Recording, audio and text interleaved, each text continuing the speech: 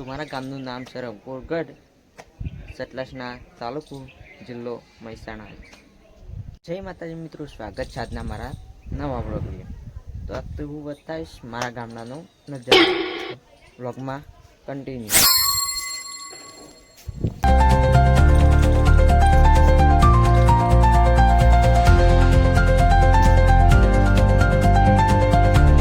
આ છે મોટો વડલો અમારા ગામનો.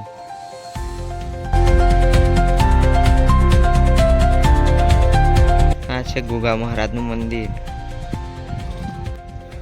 આ છે મારા ગામડાનો નજારો.